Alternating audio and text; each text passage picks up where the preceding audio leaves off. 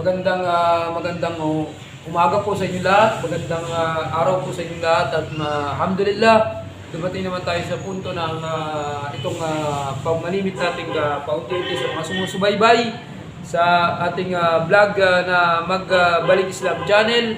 At itong aking channel na ito, alhamdulillah, at yung Magbalik Islam ay isang vlog na kung saan ang tinuturo ay ang tamang kaalaman na patungkol lamang dun sa katuruan ng Islam. At itong natin ay pagsishare ng ating kaalaman ng patungkol dito sa Islam at ang ating mga kasama dahil sa ang aking pamagat ng channel ay tungkol sa Magbalik Islam. Itong patungkol na ito dun sa mga kasama na o kababayan nating mga Pilipino na pumapasok sa Islam at ang tawag sa kanila ay yung Balik Islam. Sila yung mga dating hindi Muslim at may anuman ang kanilang paniniwala o anuman ang kanilang mga kinagisnan o ang kanilang mga natutunan o pinagmulan ng kanilang paniniwala ng kanilang mga magulang na kung saan doon sila naging pinwersa, tinulak o kinagisnan nila na paniniwala dahil bininyagan sila na isang hindi Muslim o Christian sila at sila ay nakita nila, nasumpungan nila, natuklasan nila ang relihiyon ng Islam at sila ay nagbalik Islam. So itong vlog na ito ay para doon sa mga balik Islam. Alhamdulillah, ako muna ay magbibigay ng pambungad ng pandaigdigang pagbati sa lahat ng mundo, sa lahat ng bansa, sa lahat ng mga anumang nationality ay ang pagbati ng Assalamualaikum warahmatullahi wabarakatuh, ang pagpapala at habag at ang papuri at ang pagbabalik loob ay naayon lamang o iniaalay lamang ay para lamang sa Allah subhanahu wa ta'ala, ang ating Diyos na dakilang lumikha, ang Allah na siyang lamang lang ang kanyang pangalan na nagbigay sa kanyang pangalan ng Allah na kahit kailanman ay hindi mo siya pwedeng matawag na Diyos dahil ito'y Tagalog, at Lord na kung English, na talagang itinuro niya na talagang paggamit ng kanyang salita ay ang pangalan ng Allah subhanahu wa ta'ala, sapagkat ito ang kanyang ipinangalan, kaya ito ang ginagamit ng kamusliman sa buong mundo ay ang pangalan ng Allah subhanahu wa ta'ala na kanyang pangalan upang hindi siya ma-discriminate, upang hindi siya masabi na kagaya ng pangalan ng Diyos sa Tagalog na pag ginawa mong Diyos, ginawa mong Diyos ay kahulugan na ng pambabae. Ibig sabihin lang ang Allah ay tanging Diyos at ang totoong Diyos na ibinigay sa atin ng kaalaman ng mga naunang tao na si Adan at hanggang sa huling si Propeta Muhammad na mensahero ni si Propeta Muhammad sallallahu alaihi wasallam. Ako ay magbibigay muna ng pambungad ng Alhamdulillah Rabbil Alamin. Alhamdulillah alladhi hadana lihada wa ma kunna lahu linahtadiya Allah laula an hadana Allah. Ibig sabihin ang paggagabay lamang ay ang gabay na binibigay ng Allah subhanahu wa ta'ala at ang kanyang gabay ay pinagkakaloob lamang sa mga taong may bukas na puso at bukas na pag-iisip, malinaw na pag-unawa at malinaw na kanyang nakita at natuklasan ang Islam. At sa pagtuklas na iyon ay obligado sa kanya at obligado tayo na alamin kung ano ang katuruan at mga itinuturo ng paniniwala dito sa relihiyon ng Islam na iniwan sa atin na tunay na pamamaraan ng pamumuhay, pamamaraan ng kasuotan, pamamaraan ng pananalita, pamamaraan ng hanap buhay, pamamaraan kung saan ang lahat-lahat ay naangkop, kanyang batas, kanyang pamamaraan na itinuro at kakomplituhan ng sistema sa pamamaraan at pamumuhay sa itinuro na napapaloob lamang ang relihiyon dito sa din ng Islam. Mga minamahal kong mga kababayan, kung bago lang kayo o dati na kayong sumusubaybay sa kaabang-abang na ang inyong lingkod ay hindi ako nagbibigay ng pagpapakilala sapagkat marami na ang mga nagkakaroon ng nagnanais na may bahagi ang kaalaman ng Islam dito sa YouTube. At isa lamang ako sa gusto nating may bahagi ang kaalaman ng Islam. At ayoko maging popular, ayoko rin na makilala at ayoko rin naman na alhamdulillah na magkaroon ng kulay sapagkat hindi na natin kailangan makilala pa ang isang Muslim sa kanyang pagiging ustad, sa kanyang pagiging napag-aralan sa nakaraan. Ang mahalaga lamang ay ipamahagi natin o ituro natin o ipaalam natin o ipaalala natin kung ano ang tunay na katuruan ng kaligtasan, tunay na katuruan ng reliyon ng Islam. At yun na nga, itong video na ito ay para lamang sa malawak na pangunawa, para lamang sa mga napakalawak ang kanilang pag-uunawa sa reliyon ng tunay na kaalaman, na tunay na kaligtasan ng reliyon ng Islam. Mga minamahal kong mga kababayan, ang reliyon na ito ay may tamang pamamaraan ng lahat-lahat, kung kaya't ang pamamaraan sa atin bilang tao ay kailangan natin maghanap, tumuklas, hanapin o aralin o alamin kung ano ang tamang katuruan na itinuturo ng Islam at ang tamang katuruan na iniwan ng Propeta Muhammad sallallahu alaihi wasallam. Mga minamahal kong mga kababayan, ang channel ko na itong channel na Magbalik Islam Channel ay para lamang sa malawak ang pangunawa at sa mga nagpapaalam at nagbibigay ng tamang kaalaman na naayon sa Quran at ang kanyang hadith na sunnah. Itong video na ito mga minamahal kong mga kababayan ay patungkol lamang sa reaction video na kung saan napakarami pa rin lumalaganap sa social media na nagtuturo ng maling pag-aakala, maling pag-aakusa, maling paghahatol sa mga kamusliman. Ito na nga yung sinasabi ng ating social media na ang mga Muslim daw ay may paghihiwa-hiwalay o may kanya-kanyang sinusunod. Ito na nga yung lumalabas sa panahon natin ngayon na kung bakit ang mga Muslim kapag natuto ng napakataas at napakarami ng kaalaman ay nagkakaroon na ng pagmamataas, nagkakaroon na ng pagkakaroon sa kanyang sarili ng pride. Kaya isa yon sa aking magandang isi-share o reaction video na ang isang Muslim dapat ay hindi sa kanya magkaroon ng pagmamataas, hindi dapat na porke may kaalaman siya o porke wala siyang kaalaman ay magkakaroon ng barrier sa kanya ang pamamaraan ng Islam sa pagtuturo, pagpapaalam, pagpapaalala, pagbibigay ng kaalaman sa Islam. Mga minamahal kong kapatid, ito yung mga reaction ng mga ating mga Muslimin at ng mga kapatirang mga Muslim na sabi nila ang napapanahon ngayon, bakit ang mga Muslim nagbibigay sila ng kulay o nagbibigay sila ng pagsunod sa mga pangyayari na tulad ng mga eleksyon, nagbibigay ng mga kuro-kuro, mga pagbibigay ng pagbabatas, pagbibigay ng hatol na kung bakit daw ang isang Muslim ay bakit sumusunod sa patakaran ng nandito tayo kasi sa Pilipinas. Kaya alam natin pag nasa Pilipinas ka, mayroong batas dito ng gobyerno, demokrasya. Dapat natin malaman itong demokrasya na may dalawang kahulugan, na kahulugan ng demo at ng krasya. At ang demokrasya ang iniwan sa atin ng gobyerno nating kinalalagyan sa panahon ngayon ay isang paraan kung titignan natin na tayo yung mga balik Islam na pumasok dito ay dapat na sinaliksik natin ang katuruan ng Islam na pinakauna at pinakamataas na itinuturo ay ang sinasabing la ilaha illallah, dahil ikaw ay sumumpa na walang ibang dapat sambahin, walang ibang dapat na tangkilikin, sundin, sumailalim, magpatalima, kundi ang Allah lamang. Ang Allah na siyang dakilang lumikha at pinakamalaki at matalino sa lahat ng mga Diyos, na siya lamang ang nagturo sa kanyang sarili, siya lamang ang nagbigay at nagpaalam sa lahat ng sangkatauhan, na siya lamang ang totoong Diyos at tamang Diyos. Siya lamang ang may likha ng daigdig at ng lahat ng sanlibutan at lahat ng nakikita at ng hindi nakikita. Mga minamahal kong mga kababayan, ang Islam ay nagtuturo sa atin ng pagkamulat, ng pagkamalay, pagkaroon ng kamalayan, pagkakaroon ng tamang isip, tamang pangangatwiran na kung saan meron tayong isang natural o likas sa ating sarili, na nagkaroon tayo ng utak, nagkaroon tayo ng pag-iisip ng utak, ng kaalaman, na kung saan itong kaalaman na dapat nating sundin o pamantayan, basihan o timbangan kung ano ba talaga ang ating tinatahak na landas sa panahon natin ngayon.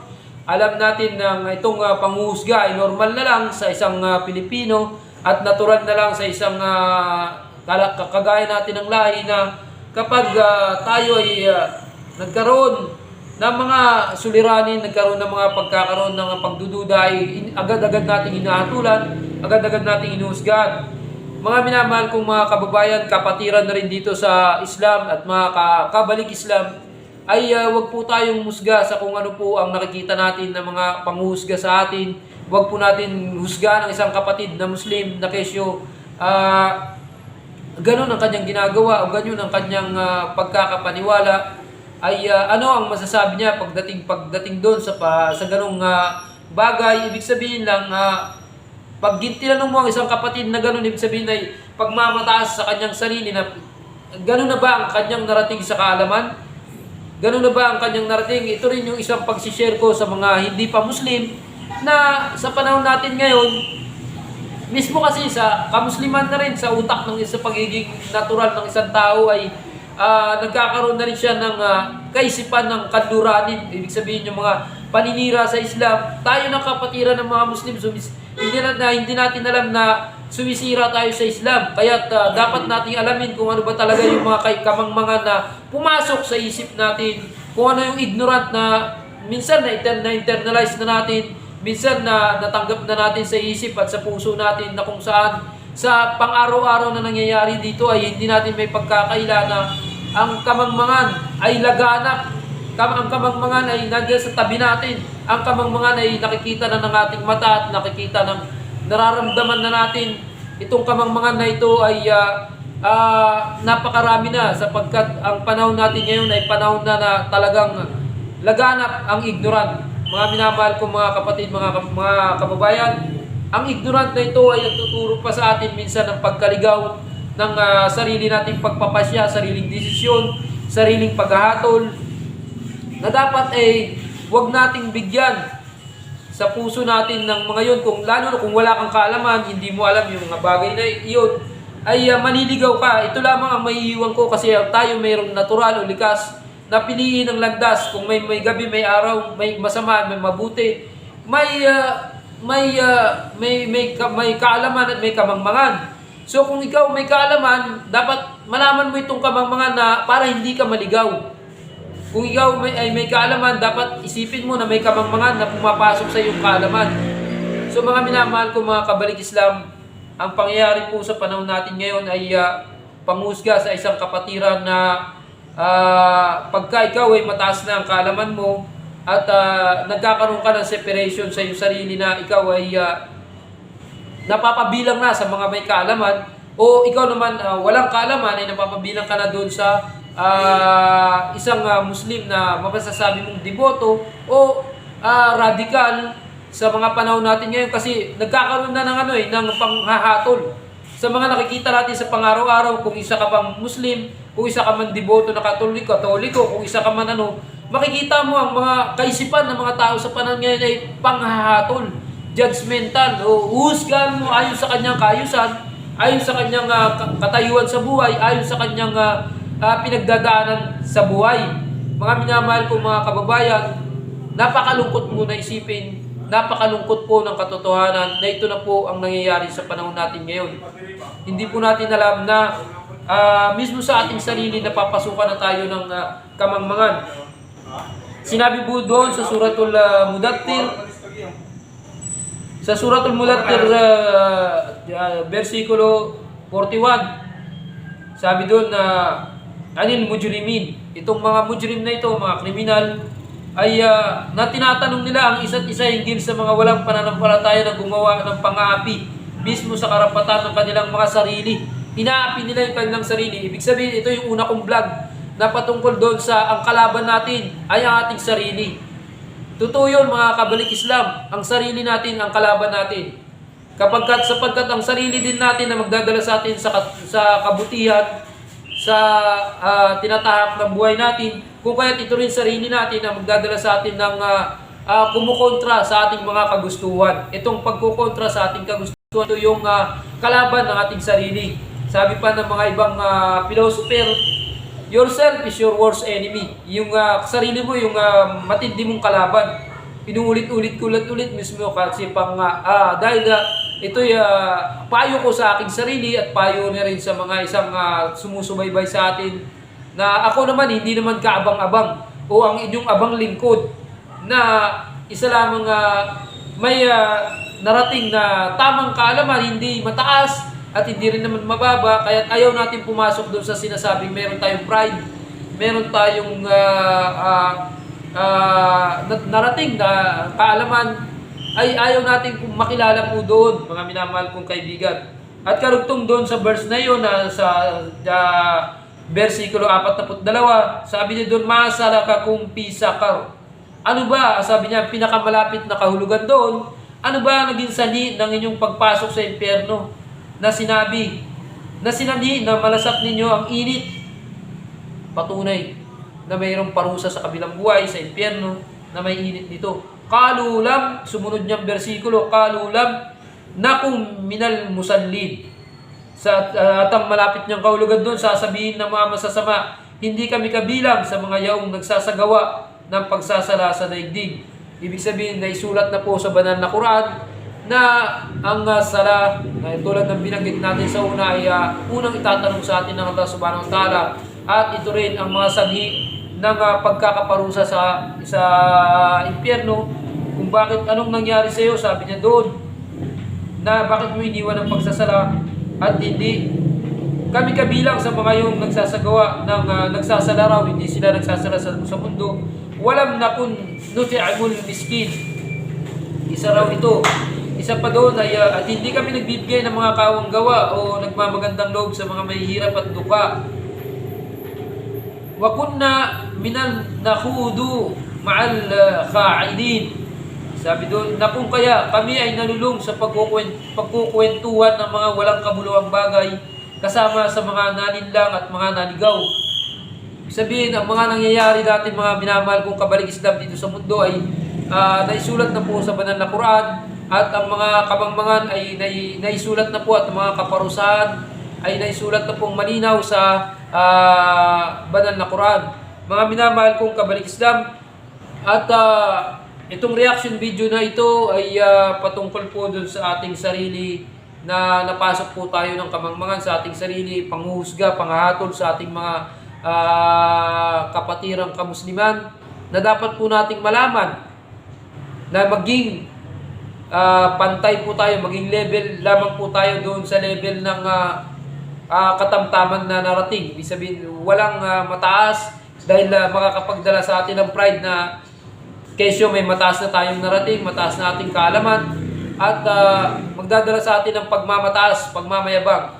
So, ang ibig ko rito sabihin, mga kabalik Islam, ay wag nating ilagay ang ating sarili na porke may narating na tayo ng ating kaalaman ay magiging magmamataas tayo. Itong ating katayuan, ang ating narating na kaalaman ay magdadala sa atin ng patungo sa pagkakaroon ng pagmamataas, pride.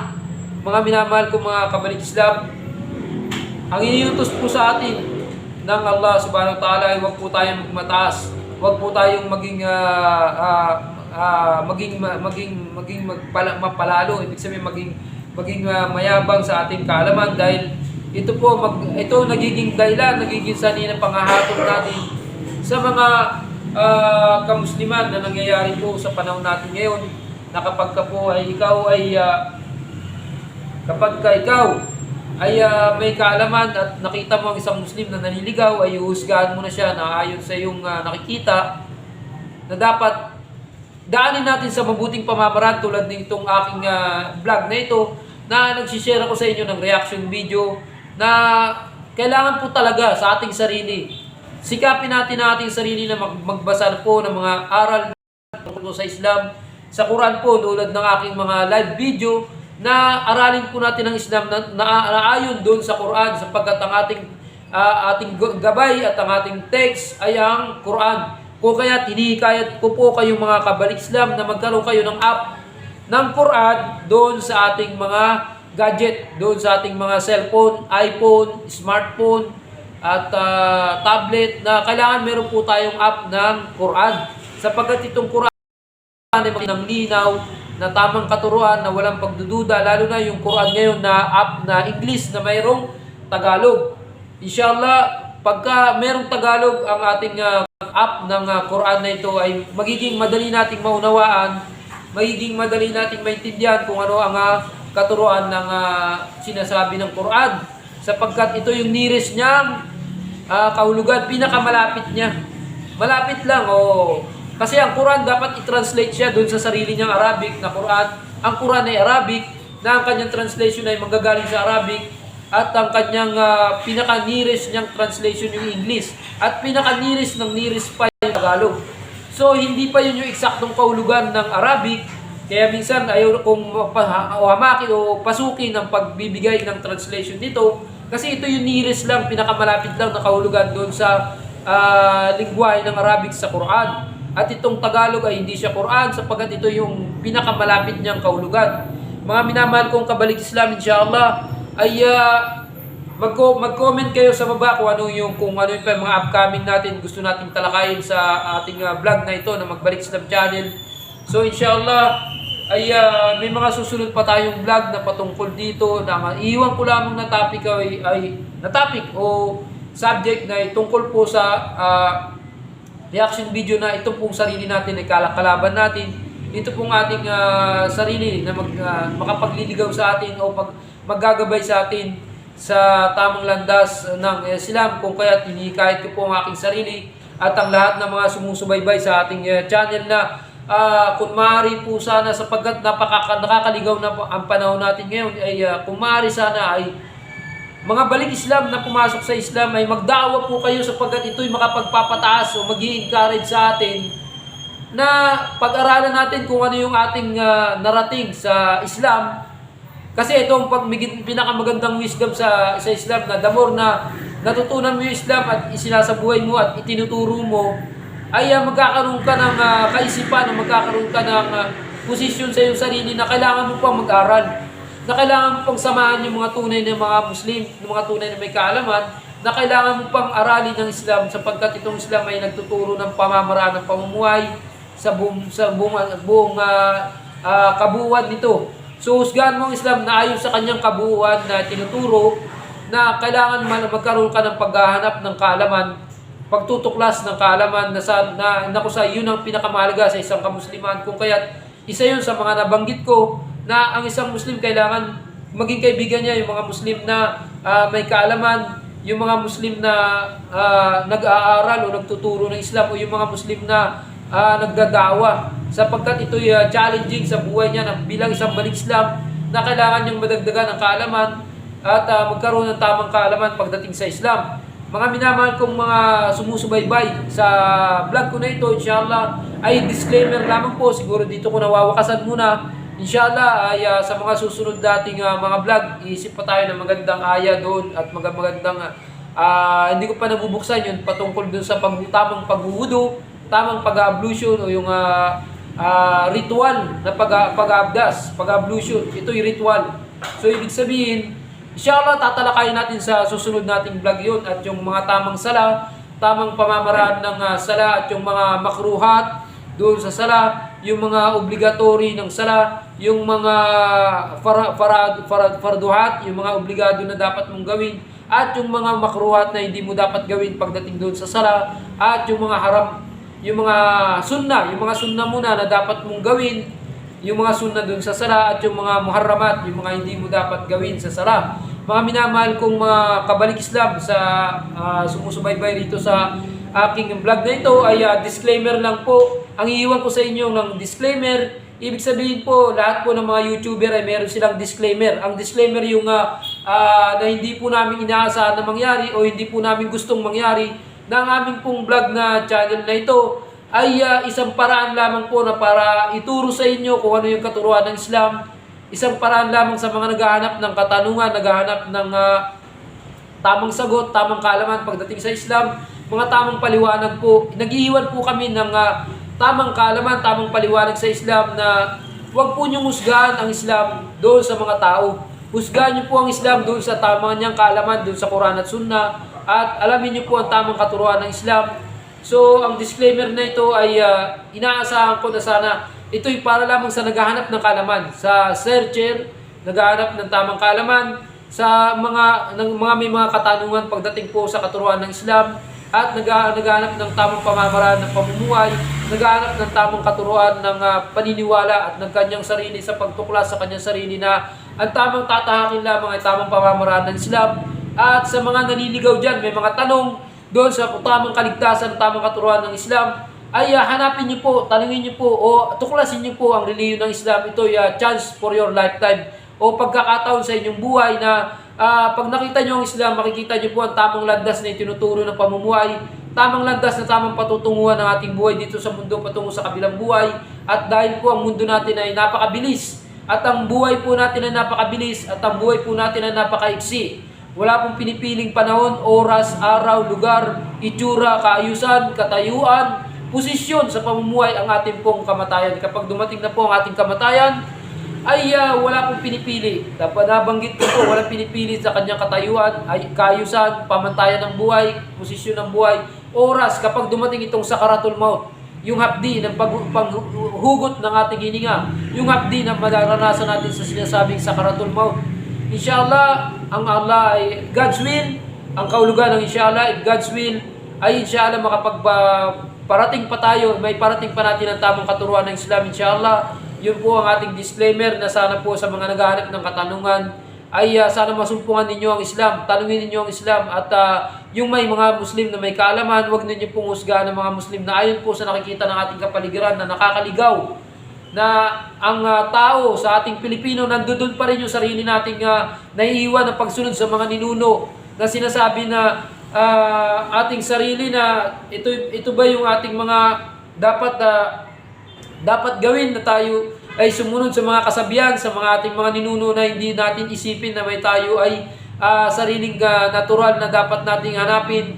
Tuklasin po natin ang ating sarili na tayo ay kumikilala lamang sa dakilang lumikha sa Allah subhanahu wa ta'ala, na yun lamang ang taming kaligtasan inshallah at magdadala sa atin ng tamang pamamaraan ng buhay sa mundong ibabaw inshallah. So ang iiwan ko sa inyo na mga katanungan ay alamin po natin ang turo ng Islam, ang tamang pamamaraan ng pamumuhay inshallah. At ang aking salita sa mulit-muli po ay kung sino pong gabayan ng Allah subhanahu wa ta'ala ay walang makakapagligaw sa kanya, at kung sino po ang iligaw ng Allah subhanahu wa ta'ala sa kanyang gawain sa pamumuhay sa araw-araw ay walang makakapaggabay sa kanya inshallah. Subhanaka la ilma lana illa ma 'allamtana innaka antal alimul hakim. Ang buhay lamang at ang kaalaman ay naayos sa Allah, at ang nagbigay ng kaalaman ay ang Allah subhanahu wa ta'ala. At yun lamang po mga minamahal kong mga magulang at kapatid, mga minamahal kong mga kababayan, alamin po natin ang Islam na nagtuturo po ng tamang kapanatagan sa ating sarili, na ang Islam ang tamang katuruan ng kaligtasan, na ang Islam ang tamang katuruan ng pagsunod sa Allah at pag-iwas sa mga pangyayari sa mga kapaligiran, at alamin ang mga nangyayari sa mga kapaligiran ng mga eleksyon na yan, sa mga katuruan ng tauhid na unang mahalaga sa kamusliman, yung tauhid, yung alamin ang tamang katuruan ng walang ibang Diyos na dapat sambahin kundi ang Allah, walang ibang dapat sundin, dapat tangkilikin, dapat na sundin, dapat sandalan, dapat na pagsamba lamang ay naayon sa Allah subhanahu wa ta'ala. So mga minamahal kong kapatid, inshallah isasara ko ito, inshallah may marami pang panahon para tayo mag-vlog inshallah. At ang pandaigdigang pagbati ng Assalamualaikum warahmatullahi wabarakatuh po sa mga kamusliman, at mapasayin niyo po ang kapayapaan, at ang kapayapaan ay iniwan sa atin ng ating sariling kapanatagan, na wag pong sumitip ang ating dibdib, sapagkat ang dahilan ng pagsikip ng ating dibdib, pagsikip ng nararamdaman natin ay dahil po sa ating mga maliliit na mga nagagawang kasalanan. So ang kapayapaan po mapasa ating lahat. Assalamualaikum warahmatullahi sa kamusliman. Magandang araw po sa inyong lahat.